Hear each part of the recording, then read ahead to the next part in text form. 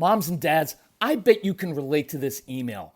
Kirk, my son is just like the kids you described in your podcast. He comes home feeling defeated after school, feeling like he isn't smart. But I got him Crunch Labs and he loves it.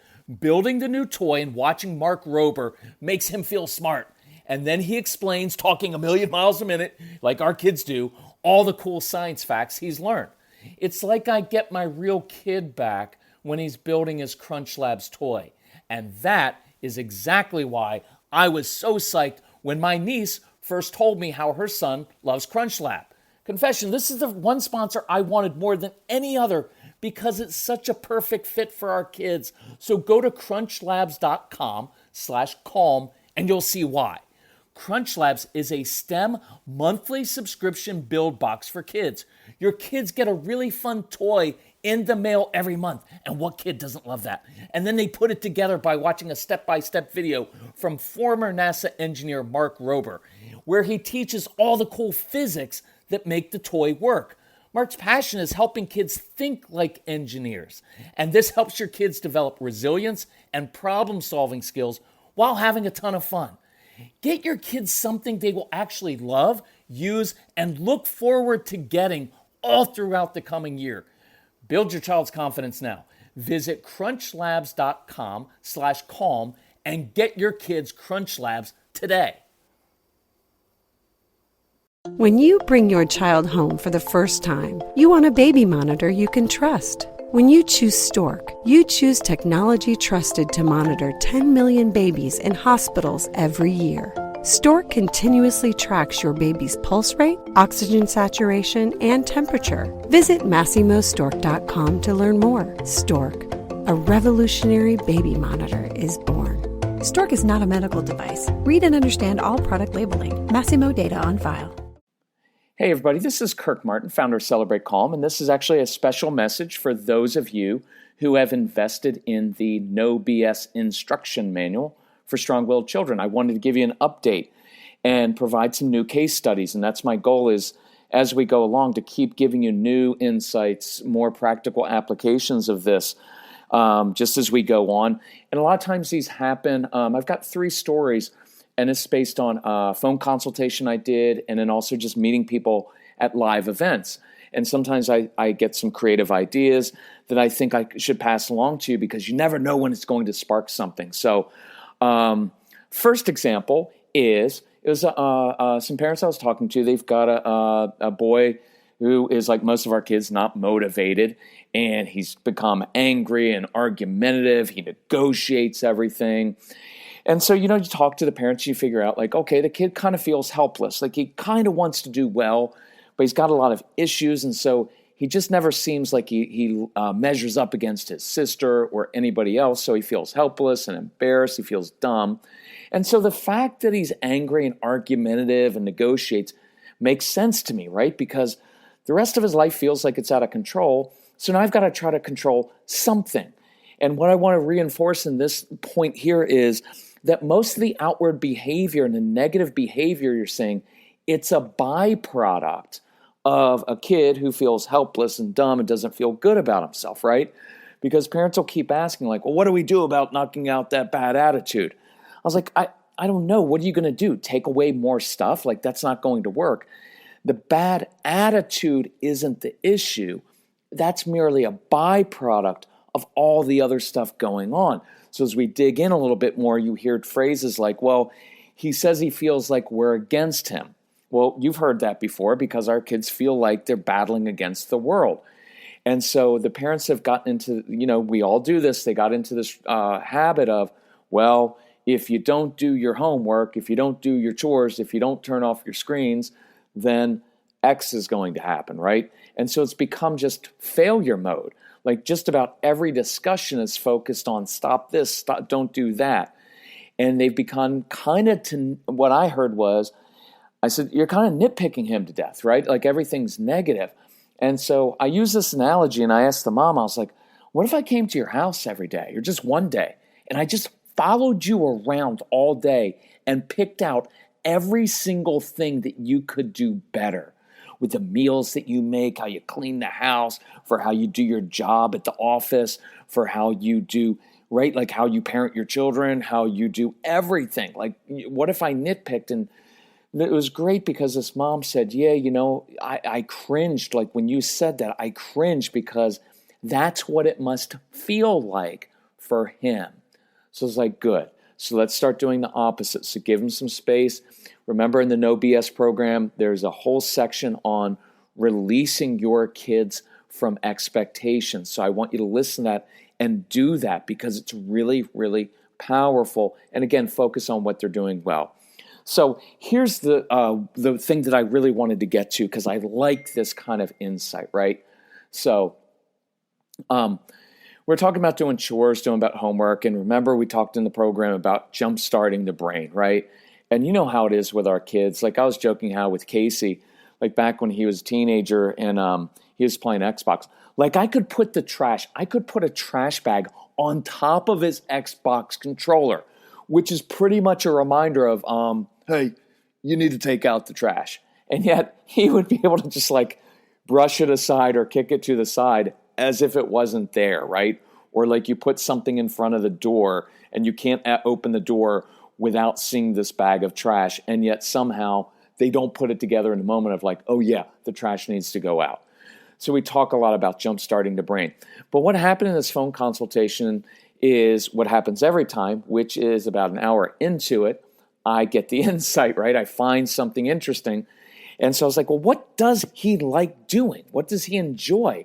And it can be something weird, right? It doesn't have to be, just tell me. And so the mom and dad were like, well, he likes to pick weeds. And I was like, oh, that's cool. Now let's look at this. So you take one little random thing about your child. He likes to pick weeds. Okay, no big deal. Oh no, it is a big deal. Before I dig into it, think about this for chores. Why do you have to decide exactly what the chores are? Why don't you go to your child and just say, look, your kids and say, here, a list of all the things that have to be done around the house. I don't care which ones you do. You just have to do 3 of them or 5 of them, whatever you want. And he could pick picking weeds. And that could be his chore that he does. Because I can guarantee you nobody else in the house wants to do it. And your kids often like to do weird things like that or shovel mulch, So give your kids some ownership over something different. But here's what's kind of cool. So when you start to think about these things with your kids, I want you to become very curious. I know we're very busy, but you've got to take some time and be curious and think, why would my child enjoy picking the weeds up? So you start to think about it, and you think like, okay, well, one, he's outside. So outside is good because it's fresh air, and it means he's alone. And it means my parents won't be out there nitpicking me, and my annoying siblings aren't there, so I get to be out there alone. And while he's picking the weeds, he can have his little earbuds in, listening to music. And as I said that to the parents, they said, oh, he loves listening to audiobooks. I was like, oh, that's another great insight. So he doesn't like to read, and I'm a huge reader, and so is Casey, and I want kids to read, but there's no reason they can't listen to a lot of audiobooks because they're still learning, and it's a good thing. So now he's outside by himself, listening to the audiobooks. The picking weeds is very tactile, it's very sensory, because he's feeling the soil and the dirt, and he's picking something up, and there's pressure, and now he's throwing the weeds to the side, and he's making a pile. When he walked out to pick up the weeds, he saw that the lawn didn't look so hot, but now it's looking cleaner, and he's seeing this pile of weeds grow. Well, that's a sense of accomplishment. That feels good. And so it's all of those things are just healthy, good things, right? Now, it's not going to change his whole childhood, but we can use that. One, we can get him out there doing it because it seems to bring him some satisfaction. He gets fresh air. That'll probably change his mood a little bit. It gives you something to praise him for. But let's keep going with this. Why can't we take this the extra step and say, hey, look, very few people like to pick weeds, and yet you do. Why don't you make up some flyers and take it around to people in the neighborhood, because he happens to be a very good communicator. He's good at talking to people. He just doesn't like to write or read so much, not so great at math. So you've got to play to their strengths. So can you imagine he starts a little business and he starts picking up weeds and taking care of people's lawns. People will pay money for that. And now guess what? He's got the perfect sister who's awesome at school, but now he's the one who's earning some money, doing something practical. And other adults are talking to him saying like, man, you really cleaned up our yard. That's pretty awesome. Listen, we're going to do some spring cleaning here. We need some help cleaning out our attic. You think you'd mind climbing up in our attic and doing that? Because we'll pay you for that. And he starts making some money. And that's tangible and concrete. And he can start to buy his own things. And he becomes responsible. And he can give to charities with it. And now, and look, run with this a little bit, because this is how these things work. He volunteers or gets a job down the street helping an elderly couple doing their lawn. And so they may not have a lot of money, or he says, I'll do it for free, but they agree to feed him because they've got time. And so this woman's a guy is a great cook. So they invite him in for a snack or for dinner. And you know what ends up happening? He ends up taking his homework down there and doing his homework at the elderly couple's house. Now you say like, oh, that doesn't happen. It does happen. We've done that a lot with people because, look, doing homework in different places is really stimulating. Plus, other people are patient with your kids when you're not. And I guarantee he may be sitting outside at this couple's house. It doesn't have to be an old couple. It could be someone else. And maybe they have little kids and your son or daughter is good with working with little kids or taking care of their animals. And he likes hanging out down at their house and he does his homework down there. And the old lady brings him lemonade and sits down. And the old guy has a workshop and he says, come in here. I want to show you some things. And he has this great experience with these adults and he gets some of his homework done there. Don't miss these things. It's hugely important. And you're going to say, but that's not the right way to do it or the normal way. Who cares? Your child's not normal. He's a little bit different. Who says the normal way is the right way to do it? Don't be afraid to do things like this. So last night at the live event, talking to these parents, they've got a 12-year-old son. Same thing, doesn't want to do chores, doesn't want to do homework, everything's like pulling teeth. So we talked about using intensity to jumpstart the brain. Remember, listen to the No BS program and read the case studies on how to jumpstart the brain. So I said, what kind of music does he like? It's probably something you hate, like rap. And they're like, yep, it's rap music. And I was like, okay, so let's give him some rap music to listen to when he's doing his homework. Well, but the lyrics aren't so great. Okay, we'll find some rap music where the lyrics are just not as awful as some of the other ones. Case and I were just listening to a podcast, and there's some guy on there. I forget his name. It might have been Zuby or something like that. He sounded like he was kind of like a Christian rap artist or something. So if that's your flavor, go for it. But who cares? Let him listen to his rap music and jumpstart his brain and doing the homework in public. But here's what was interesting. Along the way, the parents said, well, you know, he's just he has such a good time when he goes and works at the dairy farm. And I was like, you got to tell me these things. Like, so he works at a dairy farm? Again, think how interesting this is. And you're going to, as you listen to these things, you pick up on things. We have kids who are kind of physical like this. So he likes working at the dairy farm. And immediately my brain went to, well, shoot, send him to the dairy farm with his backpack and let him go do his work. And then when he's done or in between his chores at the dairy farm, he can do his homework there because he's going to be doing it after he's done physical exercise, which stimulates the brain and which is very calming, and it's a very good way to jumpstart the brain.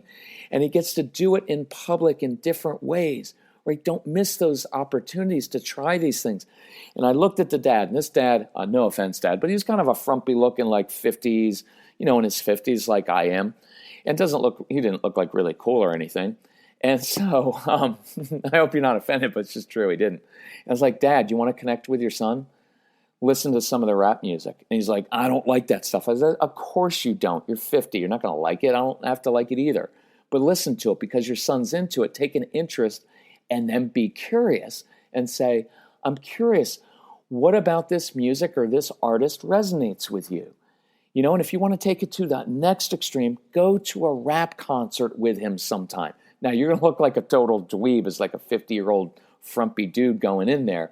But go do it with him because that's just, it forms a bond with a child when you can connect with them instead of always like, I don't like your music. Your music doesn't have good lyrics.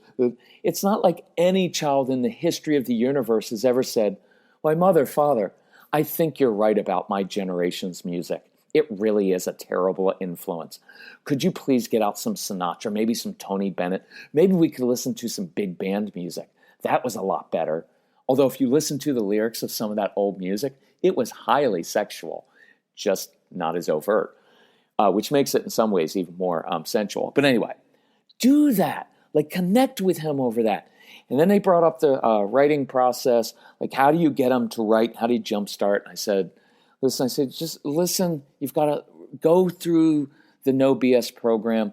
It's got an entire thing on how to do the writing process. And I gave her a little hint with it of like letting him do it in a sloppy way. And she was like, I can't allow him. He needs to have good penmanship and he needs to do it in a neat way. And I was like, then just give up because he's never going to write. Like, either be willing to go all the way on this and try different things or just pick the power struggle. But I'm telling you, with a lot of our kids, that works. And by the way, let his writing assignment be something he's interested in, right? The top 3 qualities of his favorite rap star. Maybe you can contrast East Coast versus West Coast, old school rap. I don't care. The topic doesn't matter to me. I want him to get some confidence actually writing and seeing that he is a good writer and learning how to put together his thoughts in a persuasive way. That's what we want, right? It's just in school a lot of times we give writing assignments on topics that are so obscure or just not interesting to a kid that it would be almost impossible for an adult to do it. So anyway, third one was after that, we'd done this live event. It was getting late, and so I stood outside so that the venue could close down. People could go home, so I was standing outside with this nice couple. And they'd adopted a son, and he had some fetal alcohol stuff. So he's got some issues in school with some things, especially with math and with reading, but he's a really good communicator. And so you're going along, it's interesting because when I talk to people, it's like, wow, this is really bad. Like, what's he going to do in life? And then all of a sudden it's like, well, he doesn't like to read, but he likes when I read to him. And he doesn't like his books, but he does like astronomy. And I was like, well, that's kind of cool. Like, he likes the moon and sun. And she goes, no, my little son, I think he was 8 or 9, he can explain black holes. And I was like, oh, so he's like a little astronomy genius here, right? Like, this is pretty cool. So here was the idea. One is, let's play to his strengths, right? So when he has to do a writing assignment, let's make it about black holes. When you want to get him up in the morning and you want to draw his attention, say, hey, listen, I was listening to this podcast to this guy who was speculating whether a black hole could spawn another black hole. I just made that up. I don't know if that's true. But it would be interesting to a kid like that. That would get him out of bed to go to school, right? And so a couple ideas came out of it. One is to relieve your anxiety about this kid's future. The truth is, he will probably never be really good at certain things, and that's okay. And you can just let those things go and shore them up, do a little bit of work on it, but don't hyper-focus on trying to fix everything, because this kid is going to be successful in life if he's allowed to pursue his passions. And he's already super bright in this area. So why not? Sometimes, here's an interesting idea for you. Instead of making him do homework every night, which has very little utility anyway and only causes a lot of frustration, what if you send in a note to the teacher, go meet with the teacher and say, listen, we're not going to do homework every night, but here's what my son does at night. He listens to podcasts on astronomy. He listens to, I think the guy's name is it Neil deGrasse Tyson? Neil Tyson? He's like one of the world's foremost astrophysicists. I've listened to his podcast before. I don't understand most of it, but he's fascinating. And as long as the content's fine and he doesn't swear and do stuff that you don't want your child to listen to, why can't he listen to some interesting science podcasts and then do a report on it, right? Like, be creative and push back a little bit at school and say, Mrs. Teacher, I understand what you want. You want my son to learn how to write, to learn how to read, to learn how to do things, to do these projects. And what I want you to know is it's pulling teeth every night and it ends up in tears and he's not successful. But what if he were to listen to a podcast and based on that podcast, he did his project based on a couple, astrophysicist projects or principles? Would that be okay to do? Because he'd do that in a heartbeat. So do that. And then I asked the parents, I was like, I want you to look up your local community college and see if there's a college class, like even adult curriculum or a college class on astrophysics or astronomy or something like that, and then sign up for it. And I don't know if you're allowed to, but maybe you sign your son up for it, or you sign up and you take him. How cool would it be 1 or 2 nights a week that you go over to the community college with your 8 or 9-year-old son and you take him to class and he sits there and he gets it. And he goes up afterwards and he talks to the professor. And now he's taking classes with like young adults and grown adults. That will counter the feeling of you're dumb and you're stupid and you can't sit still in class and you don't do your schoolwork well, because he's hanging out with adults and he's getting it. So the point is, you get the point. Don't be afraid to do things differently and start with their strengths and build on that. If you're listening to this and somehow you don't have the program, just look it up. It's celebratecalm.com /NOBS. Just look up the No BS program. You'll find it. It's fantastic, and listen to it. If you've got questions, email me, and I'll try to address this in a future session. But thank you all for investing this time. Thanks for going through the program. This is a little bit of a reminder to go back through it, because there are 25 steps. And if you got stuck on a step, go back and do it again, because it will work. But remember to release kids from your expectations, right? That was a really important step. So anyway, thank you all for listening. If we can help you in any way, remember to reach out to my son Casey, Casey, at celebratecalm.com if you want help with anything, with scheduling workshops, or call us 888-506-1871. We'll be glad to help you however we can. And we appreciate how hard you're working at this. And if we can help you, just let us know. Thanks so much. Bye-bye.